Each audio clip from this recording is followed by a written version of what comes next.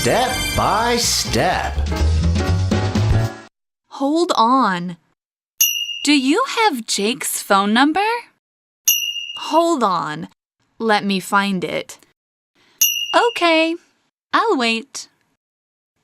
Make up for. Why are you mad at me?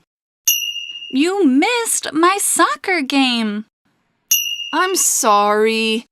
I'll bring you a gift to make up for it. Hey, welcome back to today's Step by Step. 昨天不是讲到我那个网美朋友的故事吗？ Because she's so sick and tired of taking and posting OOTD photos. 就是那位已经对拍照还有贴本日穿搭很厌烦的朋友。我不是说他如果没有穿着厂商提供的衣服，然后发文会惹上麻烦吗？结果好死不死，有一次他就忘记了。那天呢，我们正在聊天，结果一通电话响起来，只见他就是看了一下手机的荧幕，急忙说了一声 "Hold on, I have to take this one." Hold on, I have to take this one. 他说：“等等哦，我必须要接这一通电话。” Hold on 在这里呢，不是只说你帮我拿一下电话，而是说呢，等一下。换句话说，这跟 wait a minute 的意思是一样的，常常使用在祈使句当中。例如 ，Hold on, you forgot your keys. Hold on, you forgot your keys. 等等啊，你忘了带钥匙耶。但也可以不是在祈使句的状况当中哦。例如说 ，Could you just hold on a minute? I'll be with you in a moment. Could you just hold on a minute? I'll be with you in a moment. 你可以等等吗？我稍后就来。那么到底这是一通怎么样的神秘电话呢？为什么我朋友必须要接？